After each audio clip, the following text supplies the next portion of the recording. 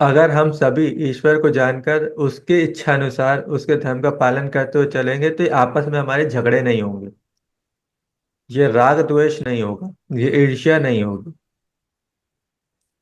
और ये आज के टाइम पे बहुत बड़ी समस्या है जो समाज में आ चुकी है और लगभग हर घर में फैली हुई है। इस लेवल पे फैली हुई है कि भाई बहन माता पिता हस्बैंड वाइफ इन सब में भी चीजें ठीक नहीं चल रही हैं। और आज के टाइम पे लोगों को शादी करने से भी डर लगता है। सही ये इसी का नतीजा है। और जब धर्म का पालन होगा ईश्वर को जान के तभी समाज में शांति आएगी। जब तक समाज में शांति नहीं आएगी तब तक आपके अंदर भी शांति नहीं स्थापित हो सकती।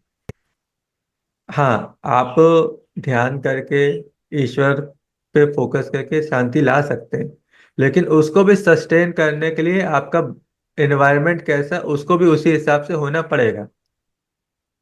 कई बार चीजें ट्रिगर होती हैं, आप जितना कोशिश कर लें लेकिन आपने बाहर नहीं किया तो बाहर का माहौल आपको अफेक्ट करेगा। इसी को तो कहते हैं ना, संगत का असर। चाहे है। वो लोग हो चाहे लोग वातावरण हो, वो आपको आप पर असर डालता ही डालता है। अगला जो है, ईश्वर जो हमसे चाहता है वो ये है कि समाज में फैल रही बुराइयों का हम विरोध करें। और यही धर्म है। देखिए, कभी भी कोई आपका डिसीजन ऐसा नहीं होता जो धर्म को सपोर्ट कर रहा हो या अधर्म को सपोर्ट कर रहा हो। मतलब बीच का कोई रास्ता नहीं है, या तो वो धर्म को सपोर्ट कर रहा होगा या अधर्म को कर रहा होगा। आपको डिसाइड करना है कि आपको धर्म का साथ देना है या अधर्म का। अगर आपको अधर्म का देना है तो धर्म का नाम का चोला पहनना छोड़ दीजिए, धर्म को बदनाम करना छोड़ दीजिए। इसकी वजह से लोग नास्तिक हो जाते हैं। जब जब आप धर्म की बात करके अधर्म को प्रमोट करते हैं ना, हिंसा को प्रमोट करते हैं ना, या अपनी डिजायर्स को फुलफिल करने को प्रमोट करते हैं, या किसी को ऑब्जेक्टिफाई करते हैं, किसी को डिमीन करते हैं, किसी का मजाक उड़ाते हैं, तो आप अधर्म का साथ देते हैं। और फिर वहीं कुछ दिन आते ही आप बिल्कुल सत्यवादी हरिश्चंद्र की जगह तरह रेडी हो जाते हैं, मंदिर चले जाते हैं, फिर ये स्नान कराएंगे। अभी हाल फिलहाल की सिचुएशन ही देख लीजिए, ये कुंभ चल रहा है, महाकुंभ चल रहा है, और इसमें लोग इस तरीके से अनकंट्रोल्ड हो चुके हैं, अपने ऊपर नियंत्रण खो चुके हैं कि किसी को तकलीफ हो रही फिर भी कुचलते हुए निकल जाते हैं। पाप करके पाप मिटाने जाएंगे। इससे अच्छा तो घर पे रह के अपने मन पे कुछ काम कर लेते हैं। आप देखिए, ईश्वर ने तो हमें हमेशा से पहले बताया कि ना मन को साधना है। अब मन को साधने के लिए अब मॉडर्न टाइम में सेल्फ हेल्प बुक्स आ रही हैं। ये मन को ही कंट्रोल करने के लिए कि मन पे कैसे काम किया जाए, इसी के लिए सेल्फ हेल्प बुक्स हैं जो आपकी पर्सनैलिटी ग्रूम करेंगे। वही चीज पहले आपको अगर ईश्वर की तरफ से मिल रही है तो वो आप फ्री में मिल रही है ना, उसकी वैल्यू नहीं। वही पैसे लगा के देंगे तो वैल्यू है। ये भी कलयुग की एक विशेषता है। मॉडर्न नाम मिल गया है, मॉडर्न बुक कवर हो गया है, तो उसकी तरफ इंटरेस्ट है। कलयुग की विशेषता है कि लोग ट्रेंड को फॉलो करेंगे। हम्म। वही चल रहा है, जैसा कि वाल्मीकि रामायण में बताया था, वही है, बस ट्रेंड को फॉलो कर रहे हैं हम लोग। तो कुछ बुराइयां जो आज हमारे सामने बिल्कुल ओपन हो चुकी हैं, जिसको हम सब जगह देख रहे हैं, तो पहला ये है कि भ्रष्टाचार और बेईमानी, करप्शन और डिसऑनेस्टी। हमें पता है कि अगर भ्रष्टाचार होगा तो आपका कोई भी काम हो, छोटे से छोटे काम के लिए भी आपको पैसे देने पड़ेंगे, किसी तरीके से उनकी कोई इच्छा को फुलफिल करना पड़ेगा तब आपका काम होगा। चाहे आप अमीर हो चाहे गरीब हो, ये हर सबके साथ होगा।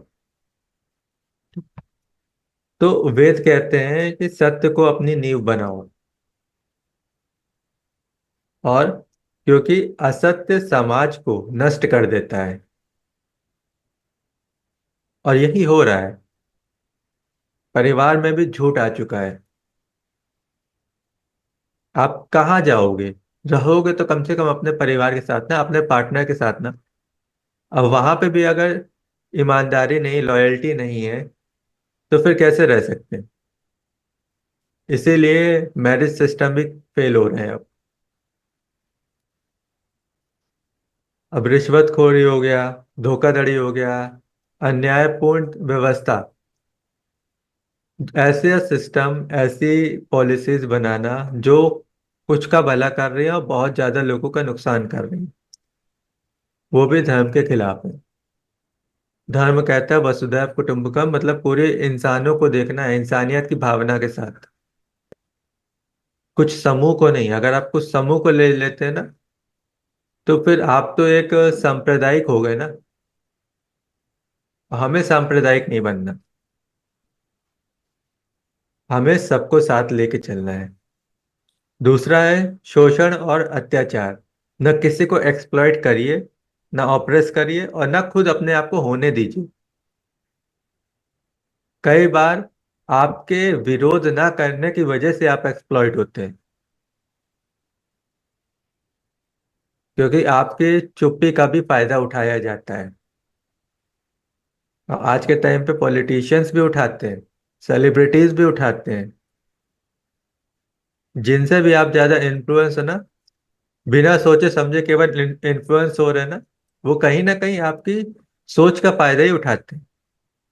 तो वेद कहता है कि कोई भी व्यक्ति किसी दूसरे का शोषण ना करे, इससे दुख और घृणा का जन्म होता है। आप जिसके साथ जितना गलत करेंगे वो आपसे नफरत करेगा, आपसे उतने ही चिढ़ेगा, और वो परेशान तो रहेगा ही रहेगा। लेकिन दूसरों को परेशान करने से आपका अपना माइंडसेट कितना खराब होता है, आपकी अपनी हेल्थ कितनी खराब होती है, चाहे वो मेंटल हो चाहे फिजिकल, ये भी अब साइंस बताती है। आपके इमोशंस कैसे हैं वो आपकी बॉडी को अफेक्ट करते हैं। तो अमीरों द्वारा गरीबों का शोषण, ये भी इसी में आता है। और किसी की मेहनत का जो फल है उसको समय पर ना देना, ये भी शोषण है। तो लेबर राइट्स बने हैं आज। लेकिन लेकिन मैक्सिमम लोग लेबर राइट्स को फॉलो नहीं करते, क्योंकि उनको पता है कि जो लेबर है वो इतना गरीब है, अगर वो कहीं से हेल्प मांगेगा भी तो वहां पे भी हम पैसा खिला सकते हैं। तो वहां पे भी करप्शन है, इसलिए लोगों को डर नहीं लगता। भारत सरकार ने कानून बहुत बनाए हैं, लेकिन अगर उसको सख्ती से पालन नहीं किया जाएंगे तो फिर उन कानून का कोई फायदा नहीं है। अगला है धार्मिक विभाजन और घृणा।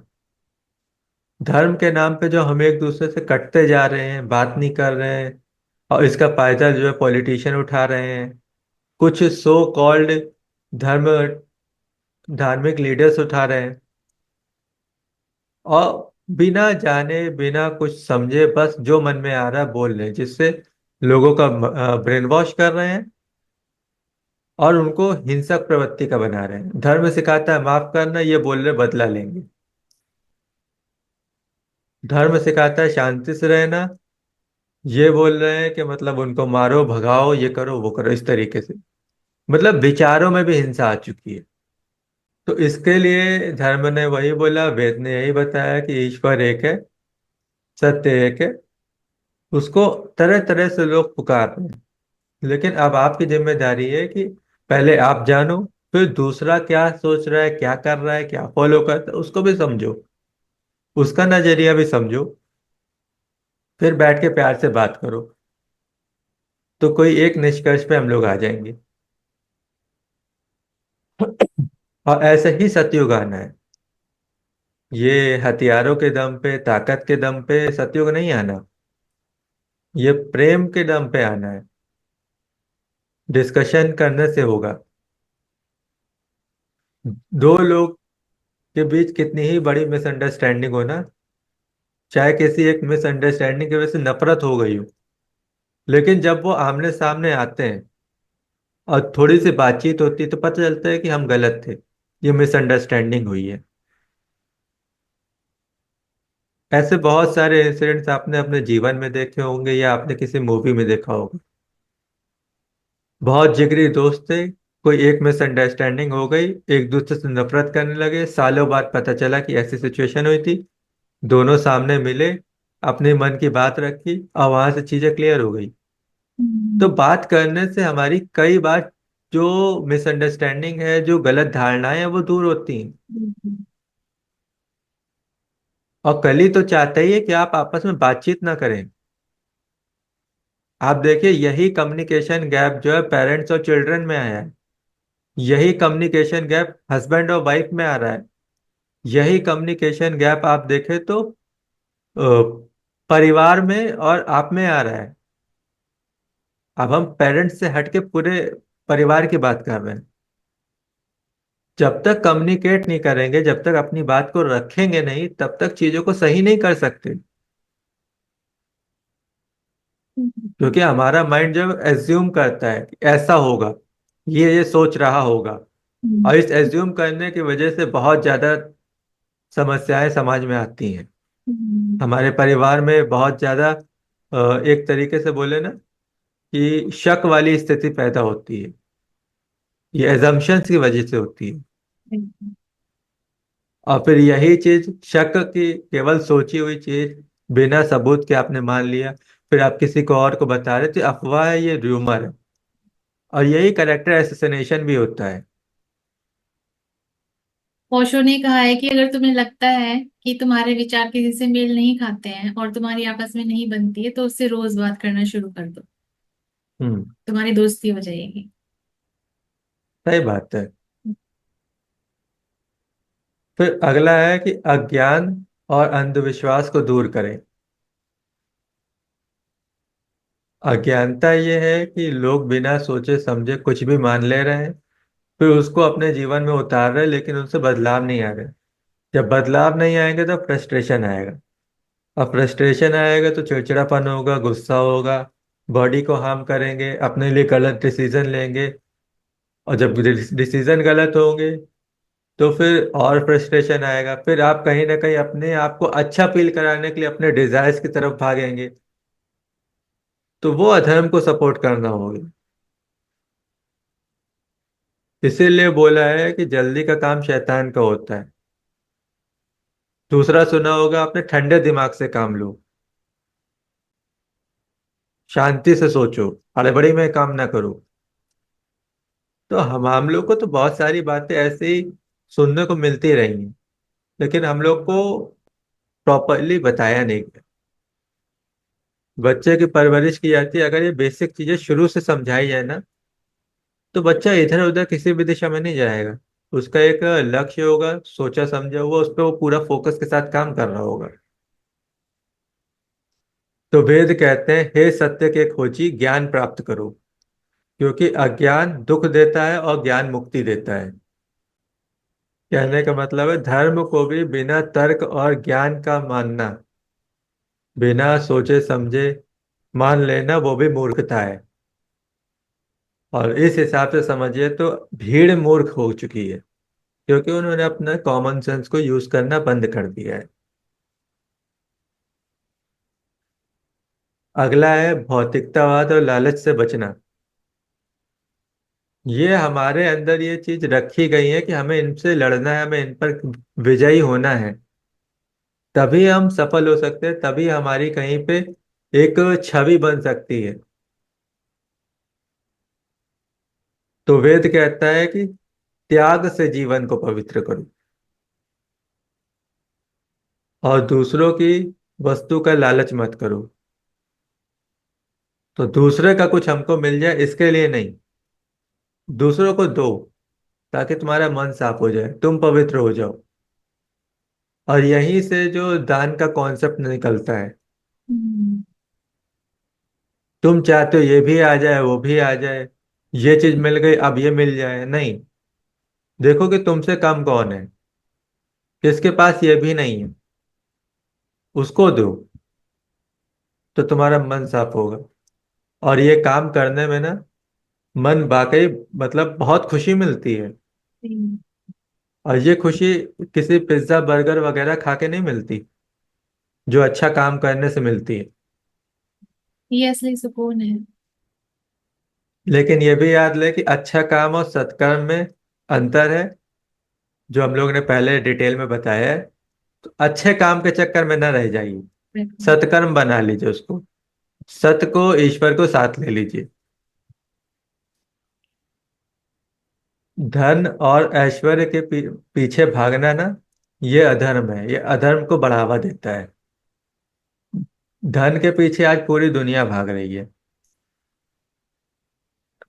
और अब देखें, अब ऐश्वर्य के पीछे भाग रही है। अब जब से सोशल मीडिया का जमाना आ गया है, सब फेमस होना चाहते हैं, सब चाहते हैं कि उनकी रील्स वायरल हो जाए, उनका ज्यादा से ज्यादा लोग उनको लाइक करें, ज्यादा से ज्यादा लोग उन पे पॉजिटिव कमेंट्स करें। नेगेटिव कमेंट से अधिकतर लोग भागते हैं। सब चाहते, सब तारीफ करें, सब हाँ इसने कुछ कर दिखाया, ये वाली माइंडसेट हो गई है। तो ये भी अधर्म को प्रमोट करती है। अभी देखिए, अभी ऐसे भी लोग ने ऐसे ऐसे बिजनेस शुरू कर दिए हैं। तो पहले क्या है, यूट्यूब का टारगेट फुलफिल करने के लिए लोग मेहनत करते थे। अब लोगों ने ऐसा अपना सेटअप बना लिया कि बहुत सारे कंप्यूटर में एक ही वीडियो चला देंगे। अब वहां पे उनको व्यूज दिलाए जा रहे हैं, इसी तरीके से उनको सब्सक्राइबर्स दिलाए जा रहे हैं, हर चीज पैसे के दम पे कर दिया। तो ये चीज हमारे उद्देश्य को फुलफिल तो नहीं करेगी ना। ये तो फिर ये है कि बस आप चाहते हैं कि जल्दी से आप फेमस हो जाएं, आप ज्यादा से ज्यादा पैसा अर्जित कर सके, लोग आपकी वाहवाही करें। तो ये है। और ये सत प्रवृत्ति नहीं है, ये रज प्रवृत्ति है, राजसिक प्रवृत्ति है। तो इससे भी हमें बचना है। धन का महत्व है, ये हमारी बहुत सारी समस्याओं को दूर कर देता है, हमारे जीवन को आसान करता है। लेकिन धन ही सब कुछ नहीं। सही तरीके से ज्यादा धन कमाने की कोशिश करिए, लेकिन उसको जोड़ जोड़ के रखिए नहीं, उसको सही दिशा में उपयोग भी करिए। पर्यावरण का विनाश, जब ईश्वर ने यहाँ पे इंसान को भेजा, तो पर्यावरण बिल्कुल अपने बैलेंस में था, एनवायरनमेंट बिल्कुल बैलेंस था, इकोलॉजिकल बैलेंस था वहां पे। धीरे धीरे हमने अपने स्वार्थ के चलते जंगल काटने शुरू किए, नदियों को दूषित करना शुरू किया। और आज परिस्थिति है कि जंगल का जो कवरेज है बहुत कम हो गया। बहुत सारे जानवर जो ऐसे हैं जो डिस्टिंक्ट हो चुके हैं, विलुप्त हो चुके हैं अब। और बहुत सारे जानवर ऐसे जो मजबूर हो गए कि उनको ह्यूमन सोसाइटी की तरफ धीरे धीरे निकल के आना पड़ रहा है। वो मजबूर हैं, उनके पास कोई ऑप्शन नहीं अब। लेकिन वो जब ह्यूमन सोसाइटी में भी आते हैं तो यहाँ पे भी हम लोग उनको मार डालते हैं या बहुत पीड़ा देते हैं। तो हमें एनवायरनमेंट में बैलेंस, इकोलॉजिकल बैलेंस पे भी काम करना है। अभी देखिए बहुत अभियान चलते हैं। अभी यमुना पे सरकार काम कर रही है, लेकिन हम ये भी सोचे, क्या गंगा पे काम पूरा हो चुका? क्या वो साफ हो गई? तो ये भी सोचने वाली बात है कि केवल फायदा उठाने के लिए बात ना करें। अगर आप कोई बात बोल रहे हैं तो उसको पूरा करें। ये आपका कहा हुआ जो बात होती है ना, ये एक प्रॉमिस होता है। आपने किसी को बोला तो वो एक प्रॉमिस है। इसीलिए पहले जमाने के लोग में बहुत सारे ऐसे होते थे जो कुछ बोलते थे तो पूरा करते थे। तो बोलते थे उसको, ये जुबान का पक्का है, ये बोल देगा तो ये करेगा। वहां पे ये नहीं बोलना पड़ता, नहीं नहीं मैं तुमसे प्रॉमिस करता हूँ कि उस मैं करूंगा। वो केवल बोलता था और वो किया जाता था, फिर वो करता था।